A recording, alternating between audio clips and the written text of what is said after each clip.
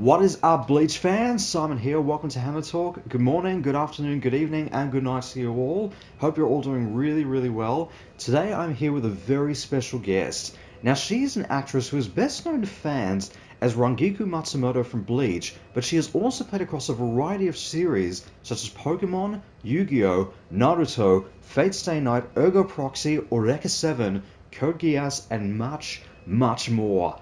Please welcome Megan Hollingshead. Hi, thank you so much for having me. You're very, very welcome, and thank you for being part of this. Megan, how are you? Doing well, thank you. So it's morning over there, yeah? It is Good morning morning. up there, yes. it, it's definitely a bright and sunny morning out here in Melbourne, Australia, and Nice. I would imagine it must be evening up there in the States right now.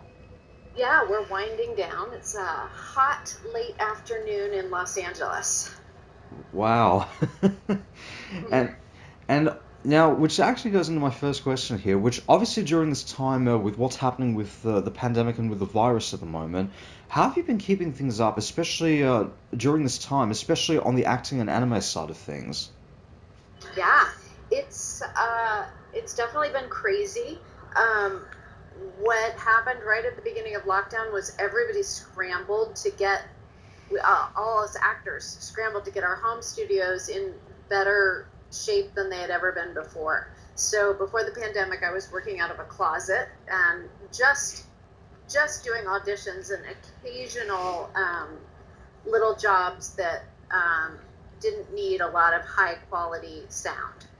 Um, but I scrambled. I found a very nice hand built booth on Craigslist. I don't know if you have Craigslist in Australia, but it's basically like stuff for sale from neighbors. And I found a great booth, and I upgraded my mic, and now I can work from home via Source Connect. And so basically, I'm doing high quality auditions from home. Um, I'm probably still getting the same number of auditions that came in, and I've started working from home. I always thought that was something for like the mostly the big time trailer guys who were the ones who used to always work at home, or the promo guys, in a world.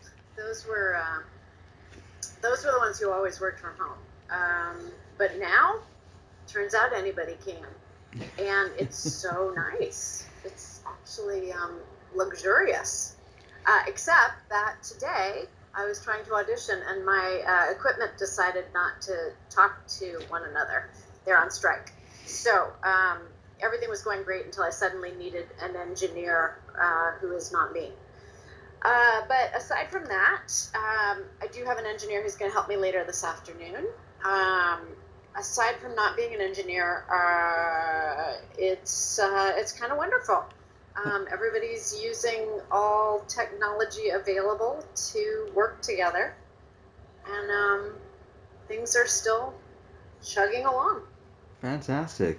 And that's really interesting about how you mentioned about with obviously with Craigslist. I mean, we have a version of Craigslist here in Australia, which I think is called Gumtree, or I think it is called Craigslist here in Australia. So yeah, and Oh, that's definitely great that you mentioned about with the doing the vocal studios and the recording studios and home, because yeah, that's where a majority of the actors, at least that I've interviewed in the past, and at least a majority of them have gone to now, even before the pandemic even struck. So that seems to kind of been the trend that's going around for voice actors, even before this pandemic even happened. So that's for fantastic. sure. We've all had some sort of home setup.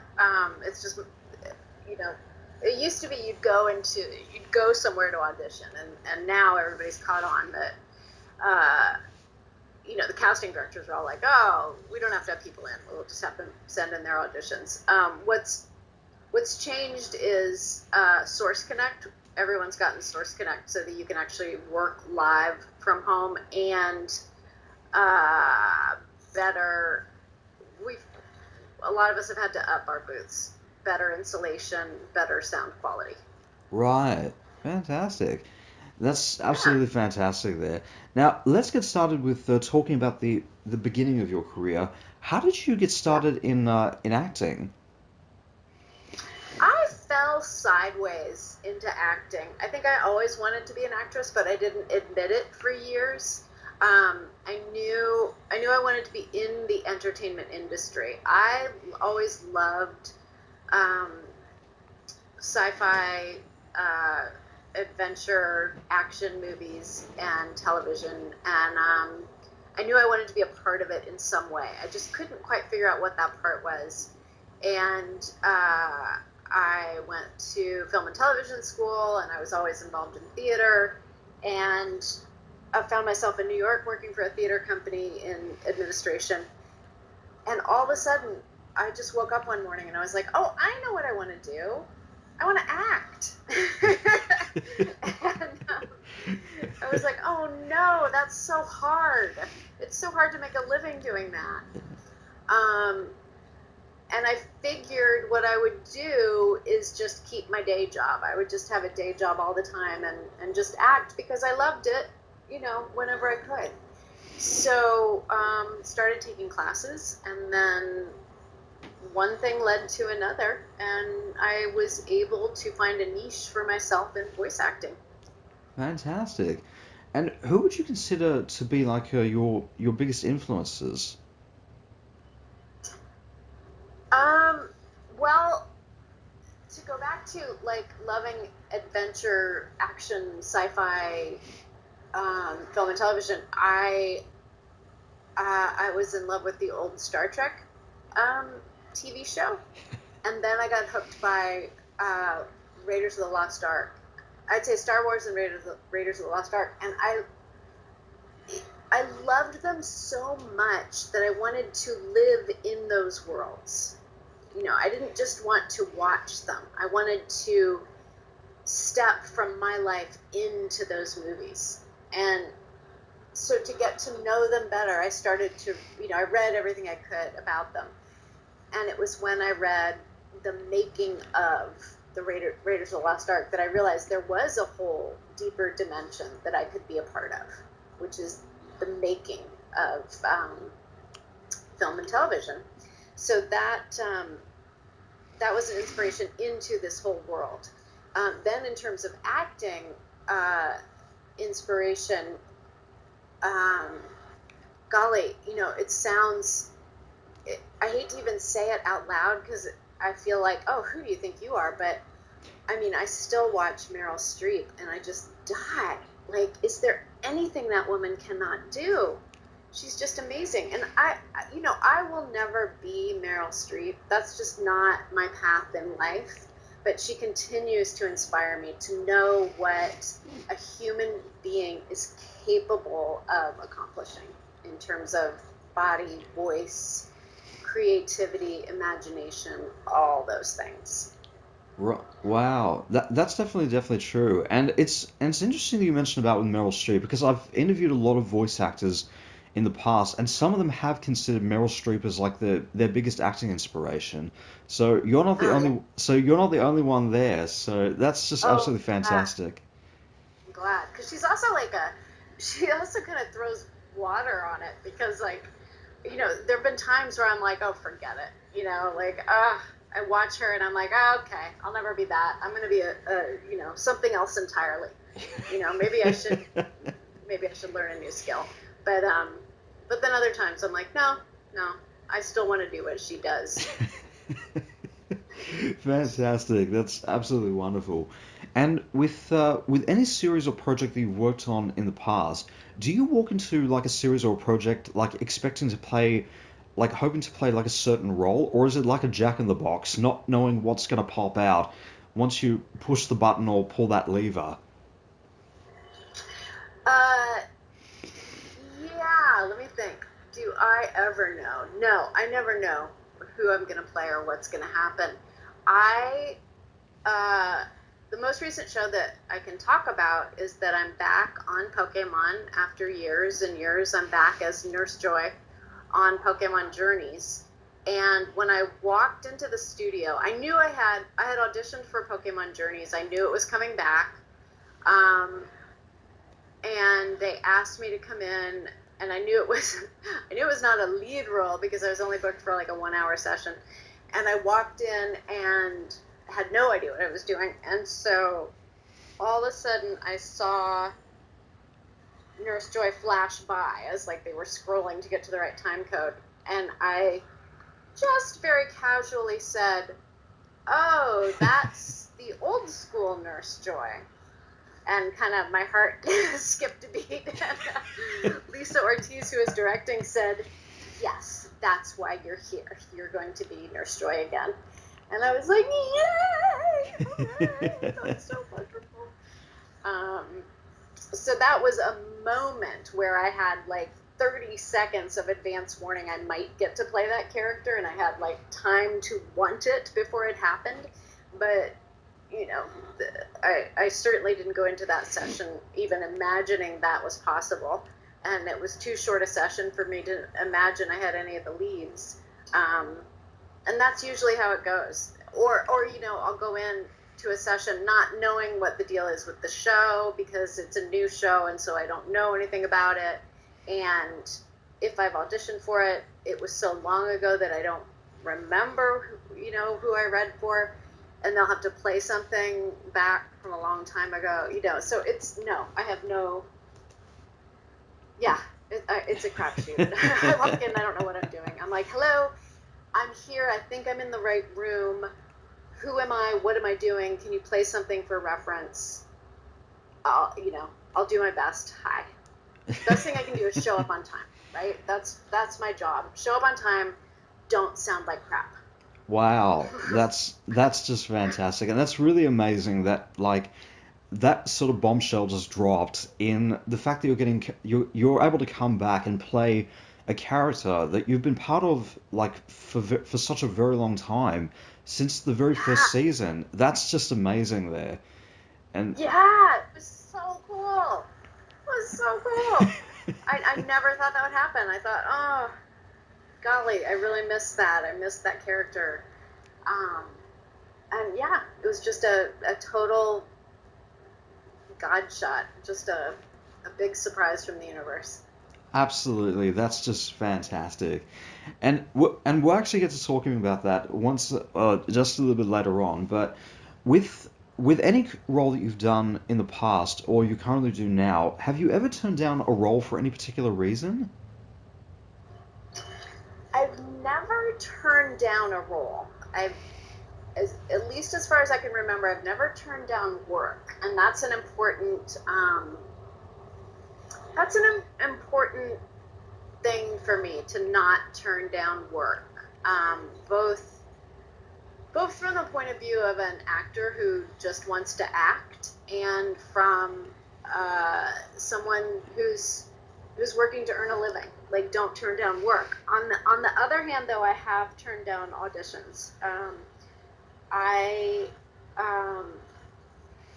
I did an anime project way a long time ago that made me uncomfortable with the content, and I thought at that point, you know, I don't want to do any work that I would not want my mom to find out about.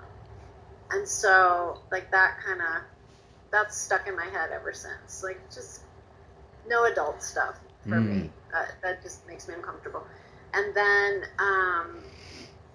just recently I was asked to voice, it was a really low budget production, and they couldn't find anyone to voice a young person of color. And so I got it, and I was like, and I wrote back to the casting director, and I said, I think this is a person of color. And she goes, "Yeah, we couldn't find anybody, so we're just asking anybody." And I thought about it for a minute, and it just didn't sit right with me. I was like, no, I'm going to pass on this. So, yeah, I wouldn't turn down a role, but I will turn down auditions so that I don't have to make that choice. You know? Absolutely, and I think that's interesting about how you mentioned about with the person of color role in that fact, because you did post around on. I've noticed that you post around on Instagram quite a fair bit of I think specific characters, like changing them into like non-Caucasian styles in some way. Yeah. Now, right. That does seem hypocritical, but it's a different. yeah, that was a different effect I was going for. I posted some Caucasian characters or white characters um, as depicted as if they were black characters, and these were all drawn by black artists, and I posted them with their permission. And my intention was to draw attention to white privilege, which, as a white person, we tend not to notice that we swim in a sea of white privilege. And so one element of that is that I know, I know if I buy Band-Aids, plasters, that they're going to match my skin tone. I know this is more true now, but even, 10, 15 years ago, if I went to a drugstore, I would be able to find hair care products for my hair. And I know if I go see a movie or turn on the TV, it will be predominantly filled with people that are the same color skin as me. And so I just wanted to use those characters I wanted to use the white characters drawn as black characters to just make people's brains go, oh, and point that out in a way to illustrate that point and have it hit home a little bit, just to raise awareness. I think that's absolutely fantastic there, and that's definitely true in that fact, because I noticed for a fact in quite some time now, in the last few weeks that we've had, that I know that some actors that have worked on shows where African American actors or black characters, for that matter, have been featured quite prominently across this series, that some actors end up dropping out of the role because they want black people to voice those characters. They don't want to feel like they want to disrespect those types of characters or disrespect the performance in any way. So I have noticed that. I've noticed that quite a fair bit, actually.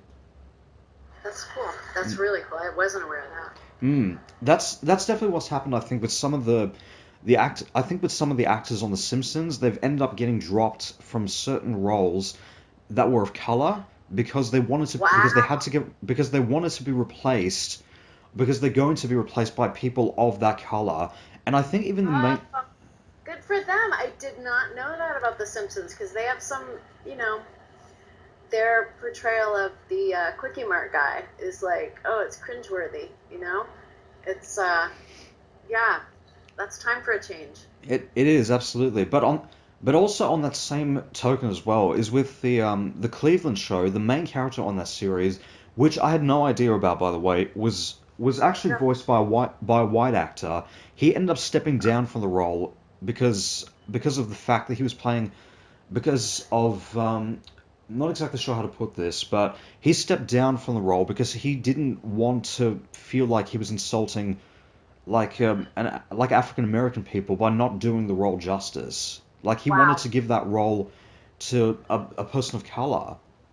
Wow, awesome! These changes are really happening. Absolutely. No, as we've had our Black Lives Matter protests here, what's been going on in Australia? There has been a few Black Lives protests going on, as far as I know. There's definitely has been that going on.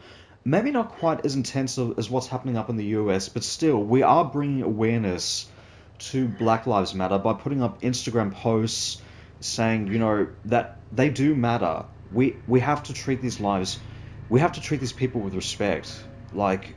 This sort of thing should not be happening. This is not right. Do you have the same level of hostility and tension that we've had in the U.S., or is it a more is there more social justice to begin with, do you think? I'm not entirely sure. That's a big question. Sorry. That is a very big question. I mean, I'm not as aware of what's happening out there as far as everybody else is concerned, so I don't want to give off the wrong kind of answer in this fact. But what I can say though is that, I mean, we've been through very similar history in Australia.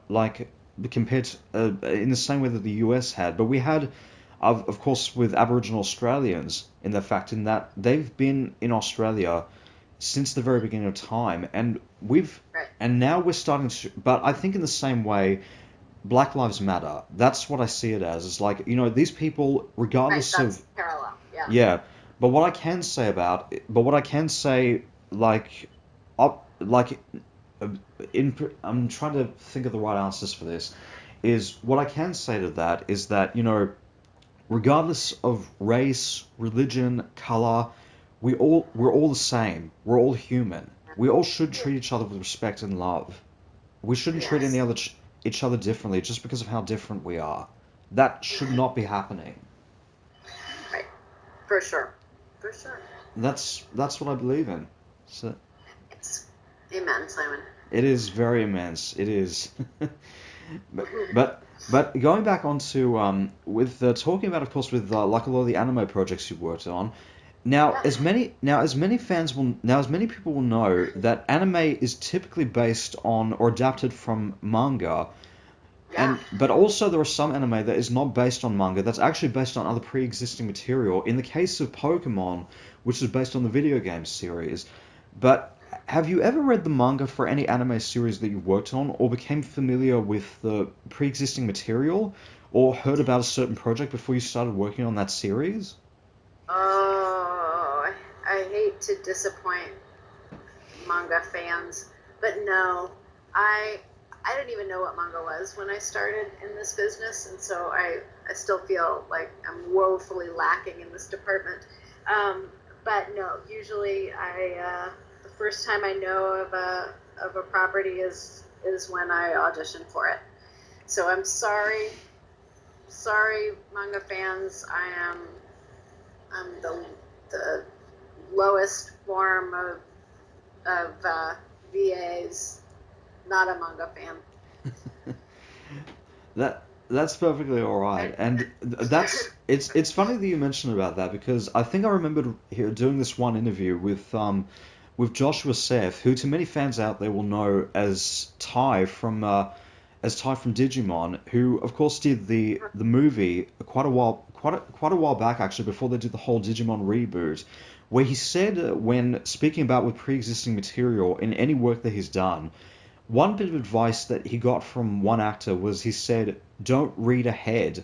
So he walked into it like not knowing what to expect from Uh-huh. the series or role, like just wanting to be surprised every time. Nice. Whereas on the opposite end of that, you have actors like Aaron Roberts and Amber Lee Connors, who are huge fans of the stuff. They've read the manga for these series that they've worked on, and so they go into it having a sort of expectation for what to expect. Like going, oh, okay, we did this. Oh yeah, we're going to be doing this story arc from chapter 7, page 12, or we're going to be doing this story arc. So, so that has happened before. So, but that's just fantastic. And I know I'm missing out too. Like I'll just see pages here and there, and I'm always blown away by the artwork. I just, yeah, it's not in my wheelhouse. I don't know much about manga. that's perfectly alright. But that's fantastic. I Now, respect it. I just don't do it. that's perfectly fine. There's absolutely nothing wrong with that. And talking about now, getting into some of your best known roles here, but what was like your first voiceover role? Ah, well, Nurse Joy in Pokemon was my first voiceover role, and I was doing. This was when I was living in New York. I worked, had my day job, um, and was doing theater for fun and for free at night. And a friend of a friend said, "Hey, does Megan do voiceover?" And I said, "Yes." And so I got brought in to read on Pokemon. I, um, the director, Michael Hagney, is just a fantastic director, writer and director. And I swear, he kind of taught me a lot of what I needed to know in that one session. He gave me such great direction, and literally like a musical conductor. I auditioned for every character, and Didn't hear anything for several weeks, and I thought, I was so entitled at that point. I thought I should book every audition I had. Now I know, like, maybe in anime it's a slightly higher ratio, but in union commercial work, I probably book 1 out of 100 auditions. But back then I thought, that's weird. I did great. I can't believe he never called me. And it took about a month, and then they called and booked me as Nurse Joy. Wow. That's fantastic. Yeah. And what was... I was so lucky. I had no idea what I was doing or what Pokemon was going to be. And it was all just one step at a time. Fantastic. That's absolutely wonderful. And what was it like playing that character and in the world of the Pokemon series for such a long period of time, and especially coming back into playing this character in Pokemon Journeys? Oh my gosh, I can't even tell you. So good, so good. And that time working for 4Kids Entertainment and doing Pokemon, and then Yugioh came right after that, and they were producing a ton of things, and some of it was going on to Saturday morning TV, which was just the the epitome of cartoons at the time, or at least in my generation. Saturday morning cartoons were the best. It was so exciting, and I was really, in addition to Nurse Joy, I was like whenever I was there, they'd be like, okay, well, what about this? Can you do this? Or can we throw you in as this? And do you do can you do like an Arnold Schwarzenegger voice? I'm like, okay. And can you be like a tiny little baby kid? And it was just nothing but fun. It was a super exciting time and an exciting project. That was just a joyful project. I loved Pokemon, and I loved the opportunity to do so many other voices as well. And I've only started doing conventions again fairly recently, so I was looking up like, oh, what other Pokemon characters did I do? Like I could remember a couple of them. And then I really started going back, and a couple of them I thought, I think that was miscredited. I don't think I did that. So I started watching some of them, and I was like, oh my gosh, that is me. Oh my gosh, like I sounded so different. Oh my gosh, like all the stuff I'd forgotten about. And it was a real delight. It was a real delight. We were young, we were working hard, and we were having fun. It was a good time. Fantastic. That's absolutely wonderful. And speaking about a little bit more with Pokemon, now there was an article that was done, there was a series of articles that came across by one of the original directors of the Japanese version of Pokemon, speaking about his ideas for what he wanted to do with Pokemon had he just stayed on the series for a little bit longer. And some of the ideas are just absolutely mind-blowing. Like, some of the ideas that I think came to mind for me was when he said that he wanted to swap main characters in the Pokemon series every 5 years, and I think even show Ash growing up over the course of this series, and even the actual ending to the Pokemon series. So Pokemon would have ended a lot faster, a lot quicker, rather than last the years that it has, which is extraordinary. So this is kind of the endings that he had in mind for this. And for any listeners out there, you'll probably know what I'm talking about. But one of the original endings that he had to it was to show Ash as an old man reflecting on his life on Pokemon and realizing that it's really not just been about like becoming a Pokemon master, but it's really been about the journey itself, about discovering life. And then it cuts to the last few seconds of him hearing his mother's voice, and then cuts to a screen of white showing him as a young kid again, going on his journey again. Which just absolutely blew my mind. The other ending that he spoke about as well was probably a little bit more hardcore, and I don't know if they would ever get to this in the anime at any point, was to end it in kind of like a very like where the Pokemon like basically do an uprising against the humans in like a very take over Rome kind of situation. So Ash I want to see both of these.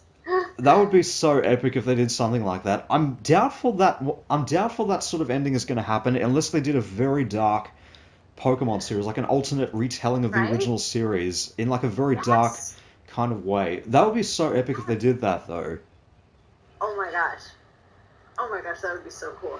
But speaking about, of course, with the end game of the Pokemon series, like, do you personally see, because Pokemon has lasted for such a very long time at this point, do you Yeah. potentially see like there's more story to be told with the Pokemon series, or do you see like an end game at some point, like especially with the Pokemon Journeys series?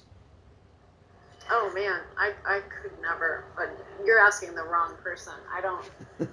No, I don't predict that. Especially with those amazing endings you just told me.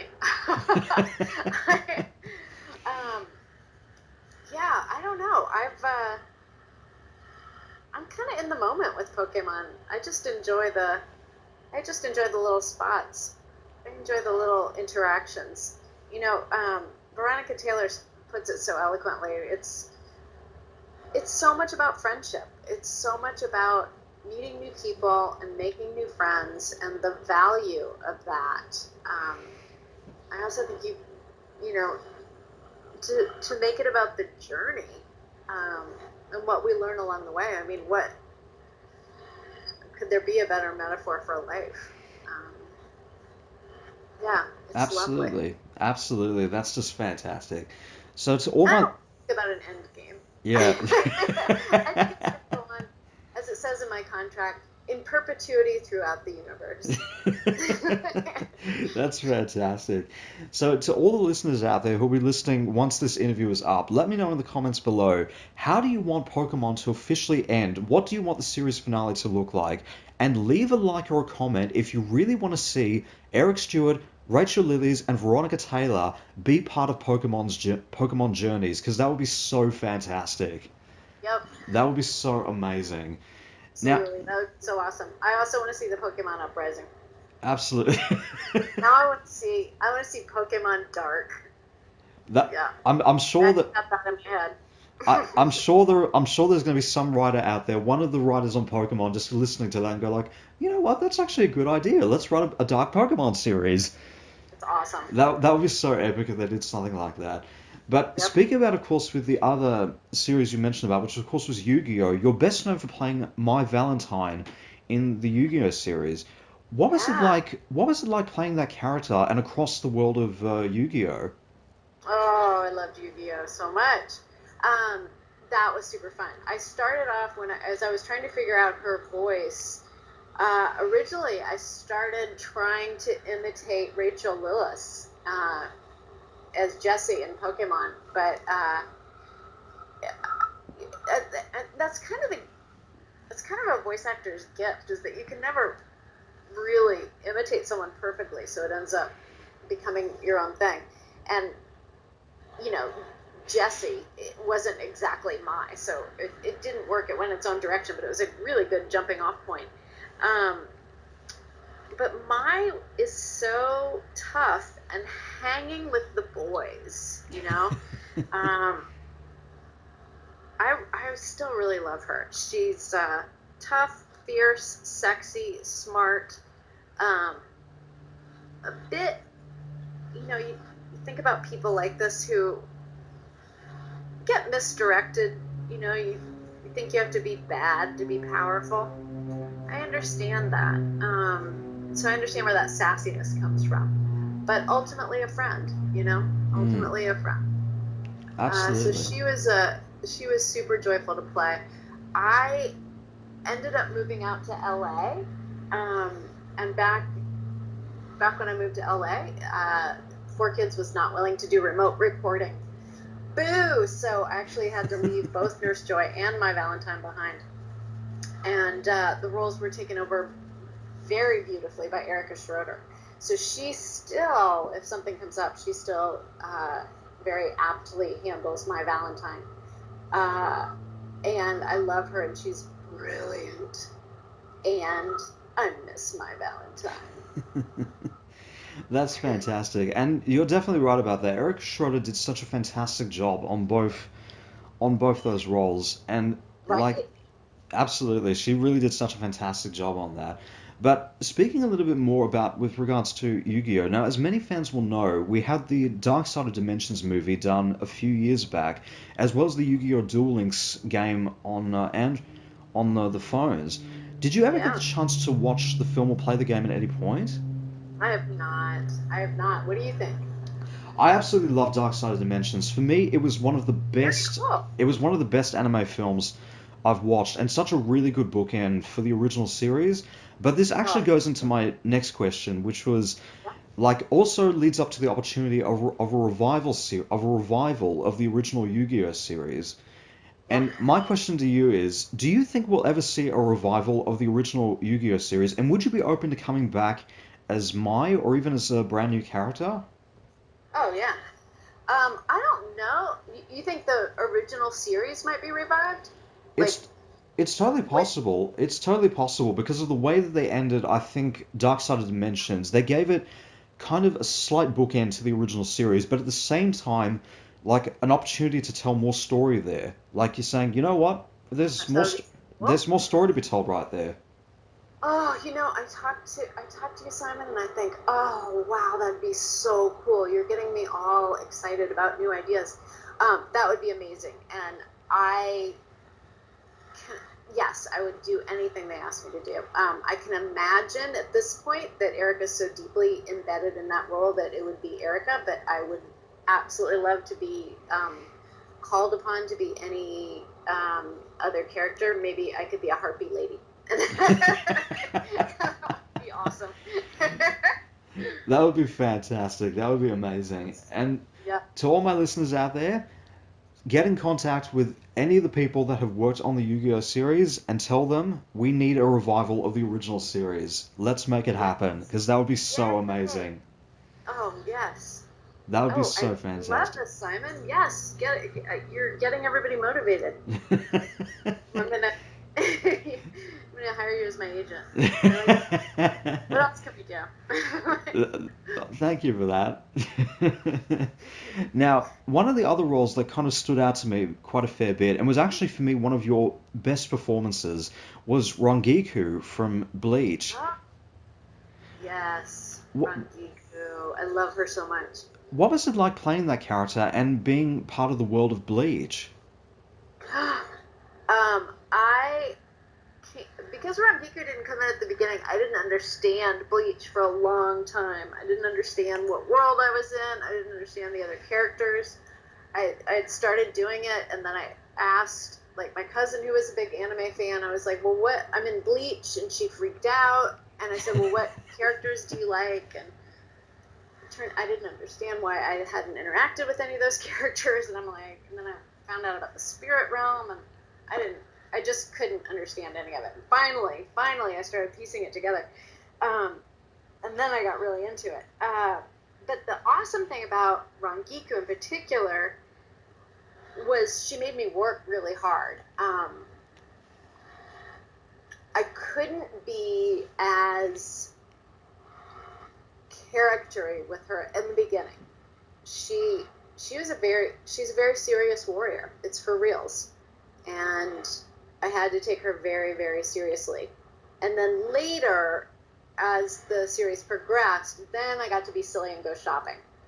Um, and so sometimes I'd be called in and they'd be like, "Oh, it's just previews," and I'd be like, "Yay! Let's go shopping." Um, but the battle scenes were for real. It was really intense.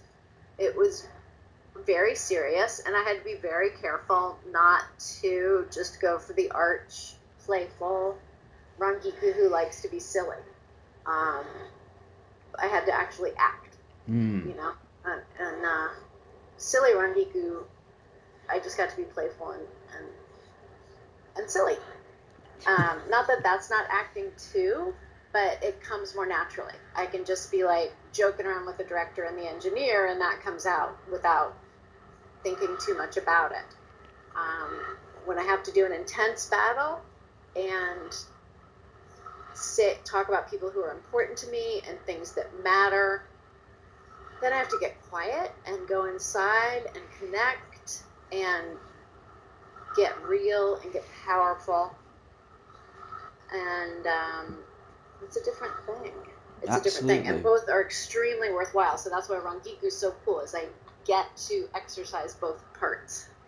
Absolutely, and I've definitely noticed that across with the character of Rangiku in that she can go from like one end of the character personality in being this very silly kind of character during the times when they're not battling, but can switch Yeah, to the opposite end once the battle starts happening, which was fantastic. It was absolutely amazing, and yeah, and that's also, I think, one of the beautiful things about the Bleach series is that it didn't just focus on, like, you'd think that the series was about Ichigo and Rukia and the cast of main characters that they focused on in that series, but in the case, no, it was really about every one of the characters that was featured across that, and they gave them the time to really tell their story in that fact. So making the other characters just as important as the others in that way, which I thought was fantastic.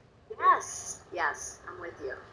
Now, speaking a little bit more about with regards to Bleach, now there was the live action film series that was done quite a couple of years back. Did you ever watch any of the live action films, and what has been your opinion on anime being adapted for live action?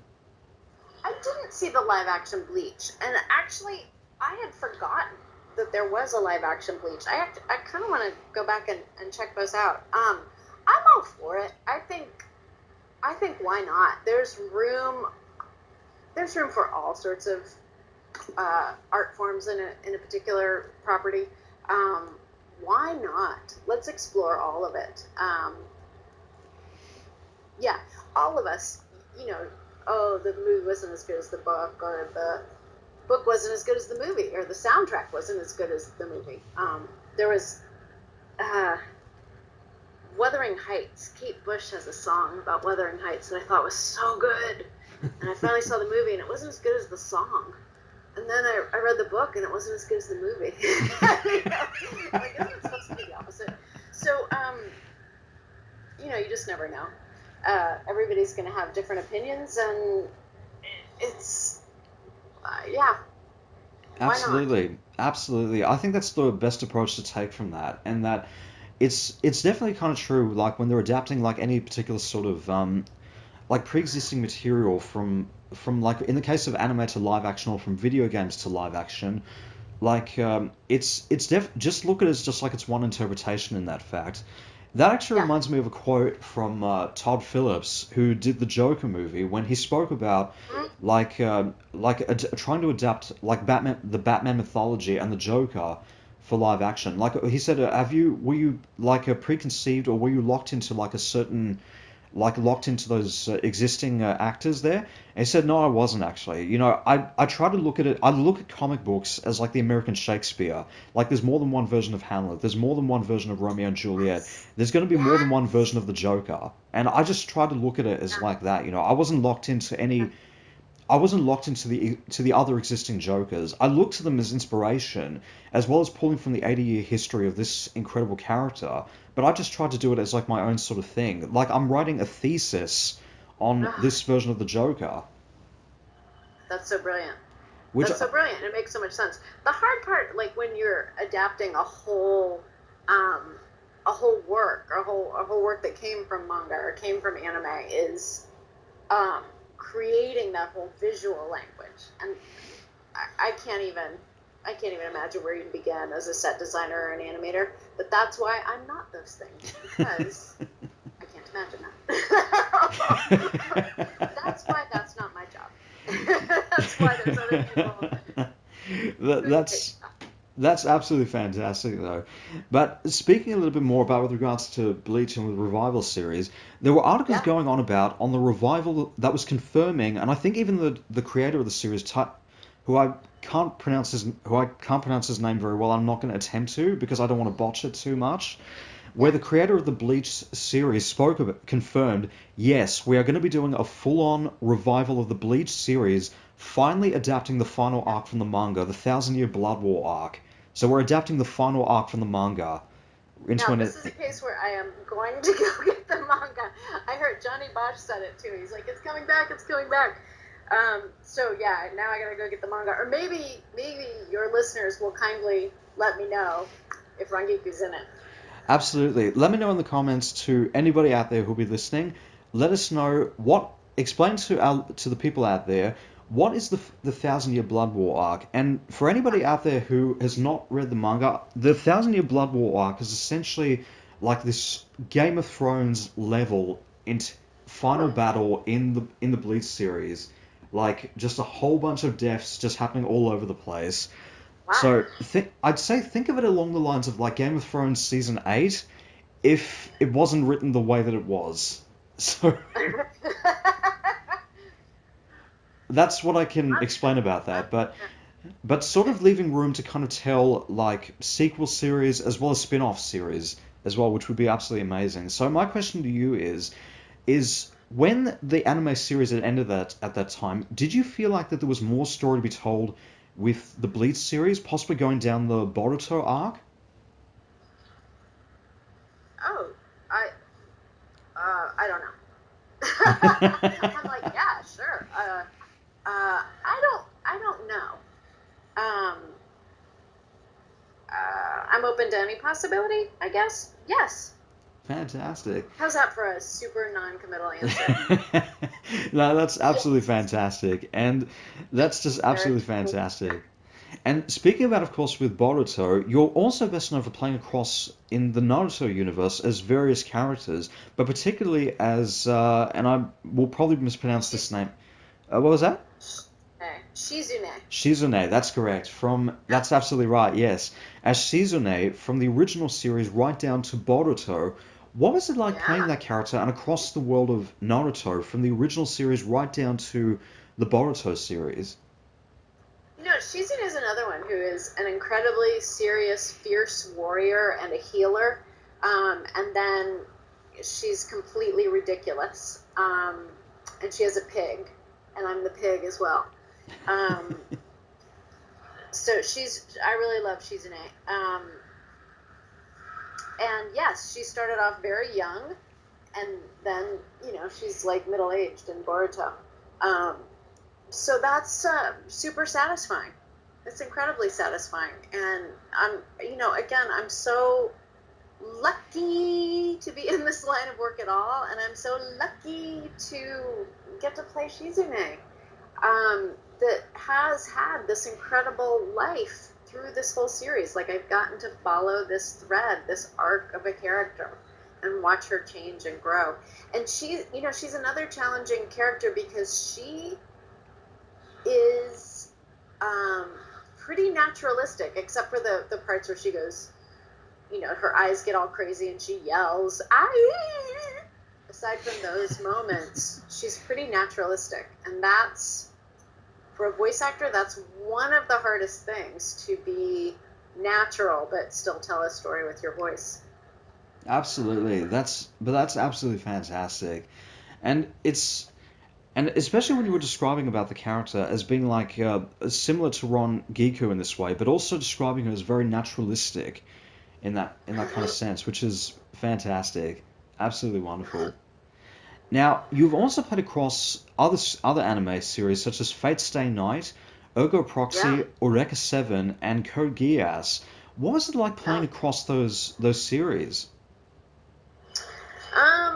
They're all so different. I mean, Caster in Fate Stay Night was probably the most straight up evil villainess.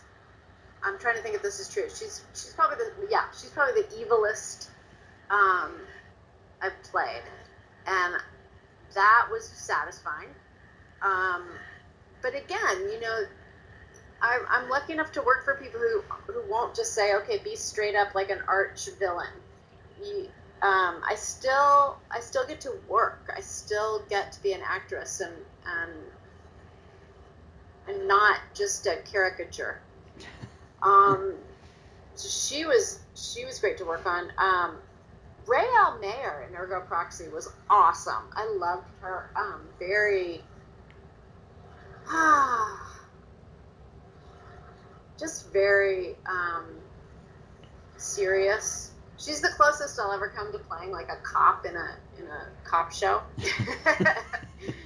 Like Hollingshead, what do you got?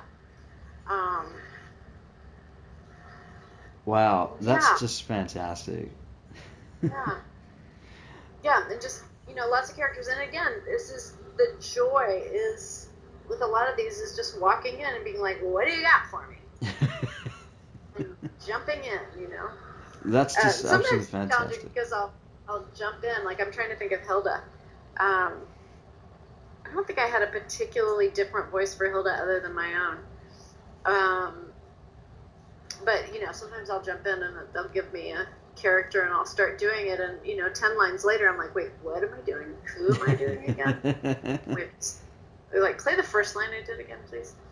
But yeah. That's absolutely fantastic. That's just wonderful. And where do you hope to see yourself with regards to acting in the long run? Whew. Well, Simon, if you have any ideas, I hope you will let me know. I Everything's been a surprise to this point. I I was surprised to find myself in Pokemon. I was surprised it led to more voice acting jobs. Um, One thing that's kind of not missing, but that's not a part of this conversation, is that um, I was lucky enough to have some success with commercial voice acting um, several years back that really changed my life in terms of um, I'll just say it, money. I was able to earn really well for a while, um, and so that changed my life. And I don't know what the next chapter is. I started doing conventions. That's a different thing, and I don't know. I don't know. After this pandemic, I actually was thinking I'd like to go back to do more improvisation classes. Improv was always what terrified me about acting.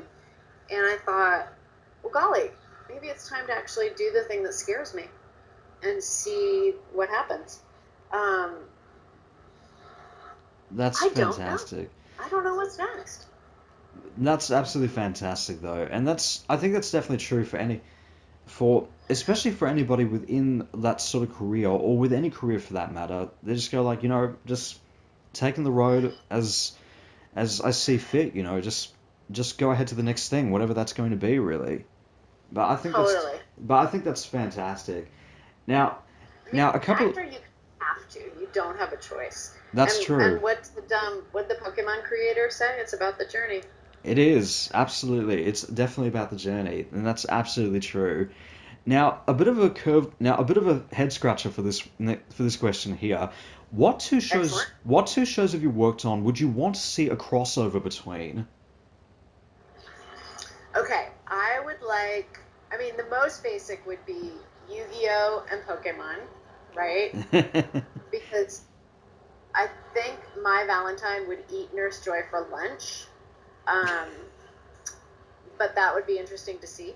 Um, Also, Pokemon and Fate Stay Night would be fun. I mean, I'm just thinking in terms of my characters. I'm thinking Castor and Nurse Joy might be a really interesting trade-off. There could be some interesting battle moments there. Um, but in terms of worlds colliding, that I think would have to be Naruto and Bleach. That would be pretty exciting. That would be so fantastic if I'd those. like to see go. Yeah. That would be so fantastic if they did those types of crossovers. That would be amazing if they did that. Yeah. And I'd be really interested to see. I think it'd be rather interesting to see like Yu-Gi-Oh and Bleach put together. I'm just picturing that right now. Oh. Okay. All right. Yeah, I'd watch that too. That, that's fantastic. That's absolutely wonderful. Now, across your entire career, what would you say has been like the most challenging role for you to play? I think we kind of touched on that. I yeah, I think between Rangiku and all the roles that actually required um, realism and truth, which is all the roles. Mm. Yeah. Yeah. That's fantastic. That's just wonderful. And now, across with a lot of the characters that you've played, what's like one character or series that you've ever wanted to play or ever wished that you played? Oh. Oh God. There's always the role that got away. It's probably whatever I auditioned for last week. Um, yeah, I don't have anything by name.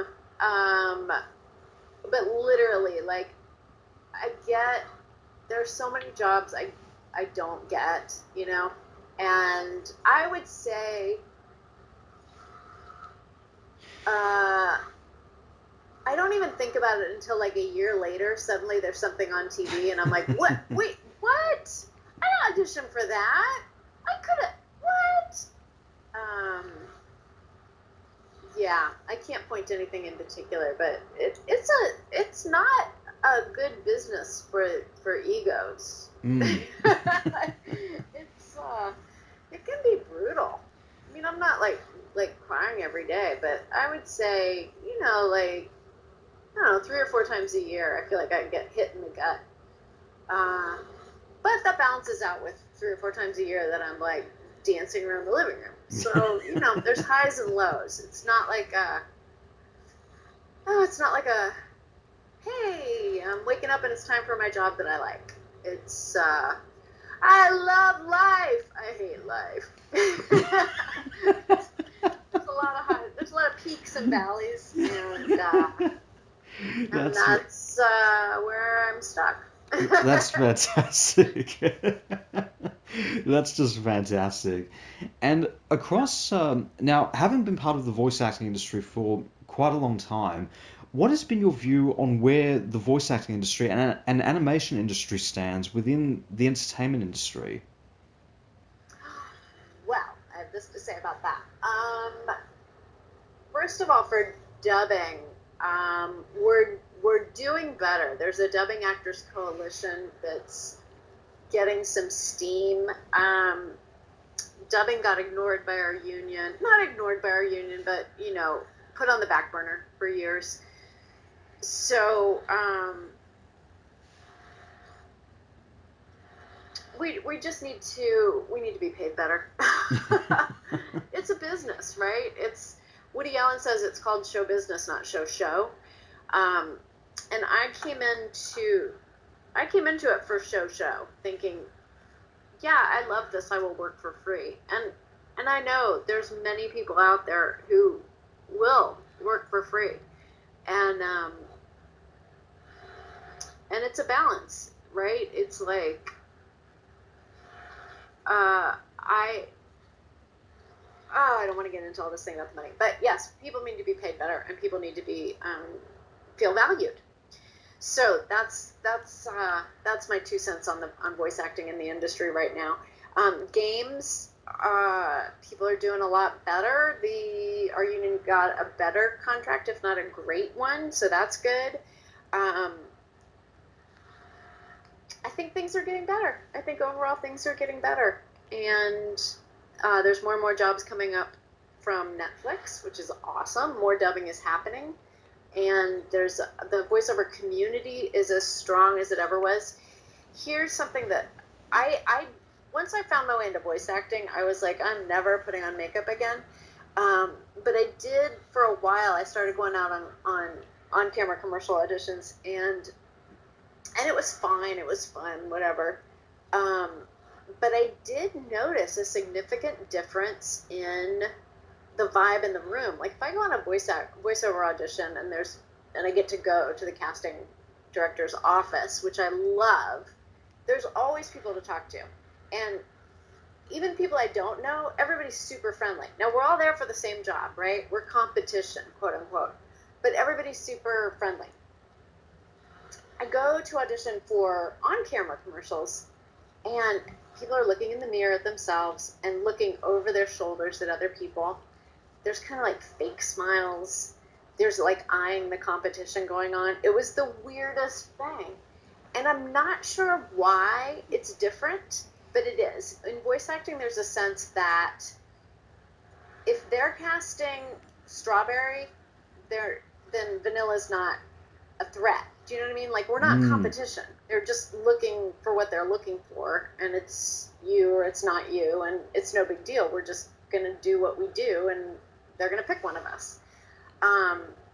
But in on camera, I don't know why it's different, but people are more, I don't know, not as friendly. There's not the camaraderie.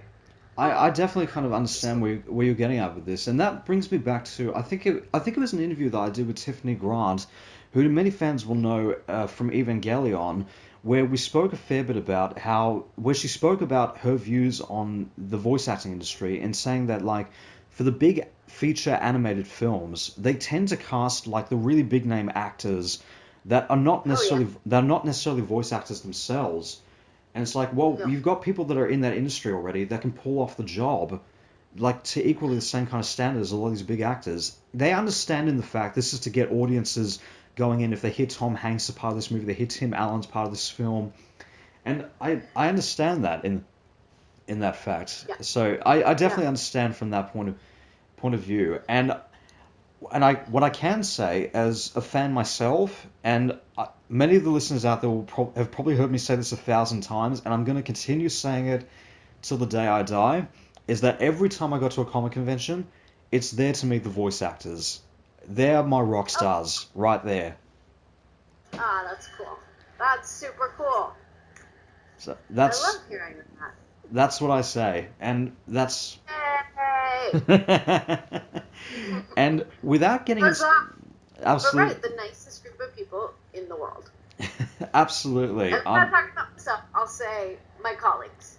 Like, I love them. I absolutely love my colleagues. I work with the nicest people in the world, and the directors too, and the engineers. Like, it's just a nice group of people.